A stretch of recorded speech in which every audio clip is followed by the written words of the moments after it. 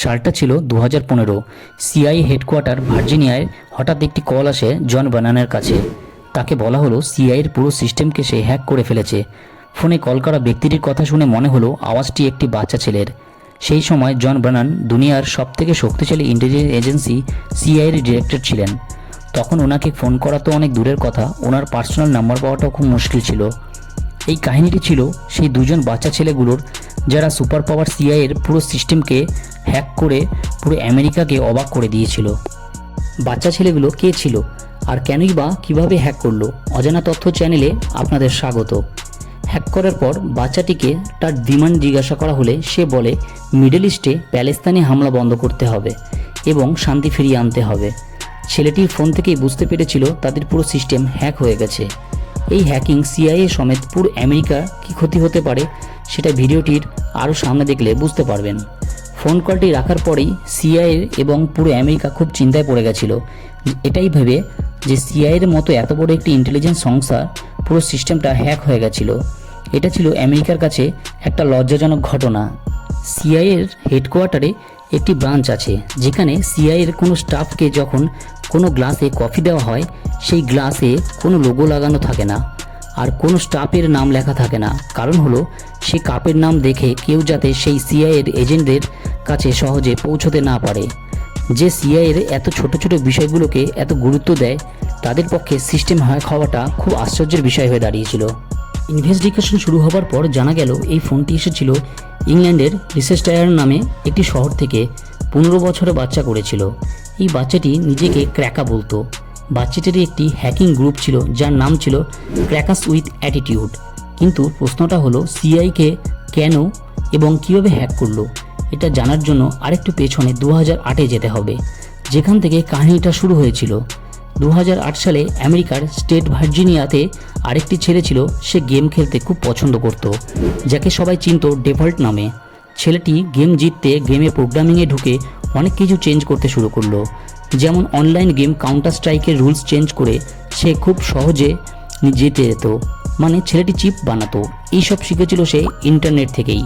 এই ডিফল্ট নামের ছেলেটি এইসবের ইন্সপিরেশন অ্যানোনিমাস নামক হ্যাকিং গ্রুপ থেকে পেয়েছিল, যেটা 2008 সালে খুব ফেমাস হয়েছিল।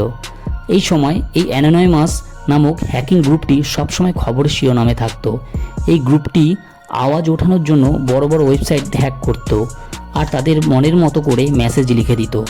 এই সমস্ত দেখে ডিফল্ট অ্যানোনিমাসের প্রতি ইমপ্রেস হয়েছিল। এরপর সেও হ্যাকিংয়ের দুনিয়ায় পা রাখলো।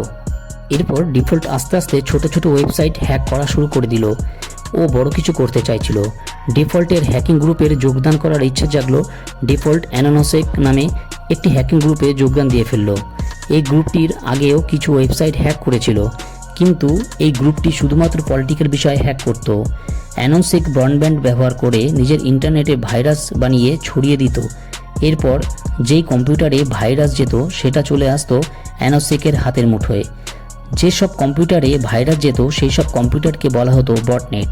অ্যানোনসেকের মেম্বার হওয়ার জন্য এই বটনেট চলে আসতো ডিফল্টের হাতেও। ডিফল্ট দেখলো এই বটনেটে একটা কম্পিউটার কানাডার একটি মেডিকেল কলেজের। ডিফল্ট এই কম্পিউটারে সে দক্ষতার সাথে কাজ করে কলেজের সমস্ত ফিনান্সিয়াল রেকর্ড খুঁজে পেল এবং সে দেখলো স্কুল $9 মিলিয়ন স্টুডেন্টদের কাছ থেকে ফিস নেবে। এই সমস্ত রেকর্ড ডিফল্টের হাতে চলে এসেছে এবং সে তার প্রথম হ্যাকিংয়ে সফল হয়েছে। এইটা তো ছিল তার জীবনের প্রথম হ্যাকিং, কিন্তু পরের হ্যাকিংটা সে করেছিল অভিমানে। 2014 সালে ডেনমার্ক সরকার একটা আইন পাশ করেছিল, যেটা পশুদের উপর নোংরা পাশবিক অত্যাচার বলে মনে করা হয়। এই আইন পাশ করার পর সারা দুনিয়ায় অ্যানিমাল রাইট অ্যাক্টিভিস্টরা প্রোটেস্ট শুরু করেছিল। ডিফল্টের কাছেও একটা কুকুর ছিল যেটাকে সে খুব ভালোবাসতো। এরপরেই ডিফল্ট তার গ্রুপের সাথে ডেনমার্কের অফিসিয়াল ওয়েবসাইটটি হ্যাক করে ফেলল এবং সে বড় বড় অক্ষরে লিখল যে আপনি কি জানেন আপনাদের সরকার নিরীহ পশুদের উপর করা নোংরা অত্যাচারকে সমর্থন করে। ডেনমার্কের অফিসিয়াল ওয়েবসাইট হ্যাক হওয়ার জন্য সারা দুনিয়ার ডেনমার্কের এই ব্যাপারটি সম্পর্কে জানতে পারার পর সমালোচনার ঝড় বইতে থাকে। ঠিক 1 বছর পরে ডেনমার্ক তাদের সিদ্ধান্ত বদলাতে বাধ্য হয়। এরপরেই সারা দুনিয়ার মানুষ ক্রেডিট দেয় এই অ্যানোনিমাস গ্রুপকে, কারণ সব থেকে বড় হেডলাইন সর্বপ্রথম এখান থেকেই দেখা হয়েছিল। কিন্তু ডিফল্টের কাছে এই ব্যাপারটা একদম ভালো লাগেনি, কারণ এত বড় কাজটা করলো সে, আর ক্রেডিট নিচ্ছে অন্য কেউ। কিন্তু সে হার মানেনি, সে তার কাজ করতে থাকলো মনোযোগ সহকারে। অন্য হ্যাকারদের মতো সে তার আইডেন্টি ডিসক্লোজ করতো না, কারণ সে জানতো যদি একবার তাকে ট্র্যাক করে ফেলে পরিণাম খুব ভয়ঙ্কর হবে। সে সাধারণত তার ঘরের নর্মাল ওয়াইফাই ব্যবহার করতো না, সে একটা স্যাটেলাইট কানেকশন কিনে রেখেছিল, যেটা কিনা তার ঘরের থেকে একটু দূরে ইনস্টল করে রেখেছিল, আর সেখান থেকেই সে প্রাইভেট নেটওয়ার্কটি ব্যবহার করত। তার কম্পিউটারটা ছিল খুব সিকিউর, যেটা কিনা সে ব্যবহার করত। তার কম্পিউটারটিতে এত সিকিউরিটি থাকার জন্য খুলতে প্রায় 30 মিনিট সময় লাগতো। যাই হোক, আপনারা এতক্ষণ দুটো ক্যারেক্টারের নাম শুনেছেন। একজনের নাম হলো ডিফল্ট, যে থাকতো ইউএসএতে, আরেকজনের নাম হলো ক্রেকা, যে থাকতো ইংল্যান্ডে। 2013 সালের আগে এরা কেউ কাউকে চিনত না, কিন্তু একটা সময়ের পর এরা একে অপরের সাথে পরিচিত হয়ে ওঠে। এডওয়ার্ড জোসেফ স্নোডেন একজন national security agency computer intelligence consultant ছিলেন। তিনি একটা আমেরিকার গভর্নমেন্ট প্রজেক্টে কাজ করার সময় বুঝতে পারেন সিআইএ প্রত্যেক ইন্টারনেট ইউজারকারীর ডেটা এবং প্রাইভেট ইনফরমেশন তাদের কাছে রেখে দিত, আর তারা তাদের মতো ব্যবহার করত, যেটা ইউজাররা বুঝতেই পারতো না। এডওয়ার্ড জোসেফস এই ব্যাপারটা সবাইকে জানাতে চেয়েছিল, কিন্তু তার ভয় ছিল সে যদি বলে দেয় তাহলে তাকে মেরে দিতে পারে, আর সেই জন্যই সে আমেরিকা ছেড়ে হংকংয়ে চলে যায়। তারপর সে মিডিয়াকে ব্যাপারটা জানায়। এই ঘটনা শোনার পর সারা আমেরিকায় প্রতিবাদের ঝড় ওঠে। এই ঘটনার পর ক্রেকা ও ডিফল্ট বন্ধুত্ব হয় এবং তারা ঠিক করে যে সিআইএকে উচিত শিক্ষা দেবে, যে কারো পার্সোনাল ইনফরমেশন যখন লিক হয় তখন কেমন লাগে। ডিফল্ট এবং ক্রেকা দুজনেই চিন্তাভাবনা প্রায় একই ছিল। যেমন ডিফল্ট ইউএসএতে বসে সাধারণ মানুষের প্রাইভেসি হ্যাক করার বদলা নিতে চায়, ওদিকে ক্রেকা গাজায় হওয়া হামলার বদলা নিতে চাইছিল। মানে দুজনের শত্রু ছিল আমেরিকার সরকার। সবার প্রথমে সে আমেরিকার ন্যাশনাল এজেন্সি জেমস চ্যাপারের ফোন নাম্বার পাবলিক করে দিয়েছিল। কেউ যদি গুগল করত তার নামে তাহলে সহজে তার ফোন নাম্বারটি পেয়ে যেত। এরপর সে আরও হাই প্রোফাইল কাউকে হ্যাক করতে চাইছিল। সে সিআইএ ডাইরেক্টর জন ব্রেনানকে হ্যাক করবে বলে ঠিক করলো। ক্রেকা জনের সম্পর্কে গুগলে সার্চ করা শুরু করেছিল। তখন একটা পাবলিক ফোন নাম্বার সামনে এলো, দেখলো সেটা ছিল ভ্যারিজন কোম্পানির একটা অপারেটর নাম্বার। সে তখন সেই নম্বরে ফোন করলো সেই কোম্পানির টেকনিক্যাল টিমের পরিচয় দিয়ে, আর বলল যে সে একটা কাস্টমারের টেকনিক্যাল প্রবলেম সলভ করতে চায়। ভ্যারিজন কোম্পানি তার থেকে পিন কোড চাইলো, যেটা আগে থেকেই সে হ্যাক করে পেয়ে গেছিল। ভেরিফিকেশনের পরে ক্র্যাকা জনের পার্সোনাল ডিটেলস শেয়ার করে দিয়েছিল। এখন ক্র্যাকার কাছে জনের account number, backup phone number, bank last 4 digit, address সব কিছু পেয়ে গেছিল। এরপর নেক্সট টার্গেট ছিল জনের মেল হ্যাক করা। ক্র্যাকা জানতো জন ইমেল ইয়াহু-এর জায়গায় AOL নামে একটি কোম্পানির মেল ব্যবহার করে। ক্র্যাকা AOL সাপোর্ট টিমকে কল করলো আর বলল সে তার পাসওয়ার্ডটি ভুলে গেছে, এটাকে রিসেট করতে হবে। AOL এর সাপোর্ট টিম তার ব্যাংক কার্ডের 4 ডিজিট বলতে বলল, যেটা ক্র্যাকার কাছে আগে থেকেই ছিল। এইভাবে ক্র্যাকা ইমেলের অ্যাক্সেসটা পেয়ে গেছিল। এবার সিআইএর ডাইরেক্টরের পার্সোনাল মেল অ্যাকাউন্ট ক্র্যাকার হাতে চলে এসেছে। এরপর জন ব্রেনানের পার্সোনাল অ্যাকাউন্টটি খোলার পর দেখে সেখানে টপ সিক্রেট সব তথ্য রয়েছে। দেখলো সিআইএর অফিসারদের পার্সোনাল গুরুত্বপূর্ণ তথ্য, সোশ্যাল সিকিউরিটি নাম্বার আর গভর্নমেন্টের সমস্ত গুরুত্বপূর্ণ তথ্য।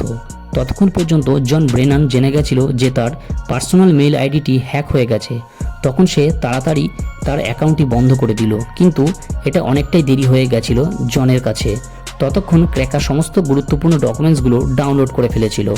ক্র্যাকা একটা একটা করে সমস্ত ডকুমেন্টস পাবলিক করে দিয়েছিল, যার ফলে পুরো আমেরিকাতে বিশৃঙ্খলা তৈরি হয়ে গেছিল। পুরো বিশ্বজুড়ে সিআইএর বদনাম হয়ে গেছিল। সিআইএ চাইছিল যেভাবে হোক হ্যাকারদের খুব তাড়াতাড়ি ধরতে হবে, কিন্তু কোনোভাবেই তারা হ্যাকারদের ধরতে পারছিল না। জন ব্রেনানকে ফোন করার কিছুদিন পর ক্র্যাকা ডিপার্টমেন্ট অফ জাস্টিসের FBI এর 20,000 এজেন্টের পার্সোনাল ডিটেলস সোশ্যাল মিডিয়ায় ছড়িয়ে দিয়েছিল। এইসব করার পর ক্র্যাকা নিশ্চিন্তে সে তার জীবন উপভোগ করছিল। সে ভাবছিল তাকে ধরা কোনো মতেই সম্ভব না। আরেকদিকে ডিফল্ট সে ভয় পাচ্ছিল যদি সে ধরা পড়ে তাহলে তার পরিণতি হবে ভয়ঙ্কর। সে ধরা পড়তো না যদি না সে একটা ভুল করত। ডিফল্ট নেশা করার পর তার এক বন্ধুকে বলে দিয়েছিল সিআইএ হ্যাক করার পিছনে তার হাত আছে। ব্যাস, এই একটা কথাই ক্র্যাকা আর ডিফল্টকে ডুবিয়েছিল। কিছুদিন পর FBI টিম ডিফল্টকে তার ঘর থেকে অ্যারেস্ট করে। জেরার পর ক্র্যাকার নাম সামনে আসে, তাকেও ব্রিটিশ পুলিশ অ্যারেস্ট করে। জানা যায় ক্র্যাকার আসল নাম কেন গ্রামলে আর ডিফল্টের নাম জাস্টিন গ্রে লাইভারম্যান। বয়স কম থাকার জন্য কেন গ্যামলে 2 বছর জেল হয় আর জাস্টিন গ্রের 5 বছর জেল হয়। দুজনেই আজ জেল থেকে মুক্তি পেয়েছে আর তারা সবাই সাইবার সিকিউরিটিতে এখন চাকরি করছে। আপনাদের কি মনে হয় তারা যে কাজটা করেছে ঠিক না ভুল? কমেন্ট বক্সে কমেন্ট করে জানাবেন। আর আমাদের এই ছোট নতুন চ্যানেলটাকে সাবস্ক্রাইব করে এগিয়ে নিয়ে যেতে সাহায্য করবেন।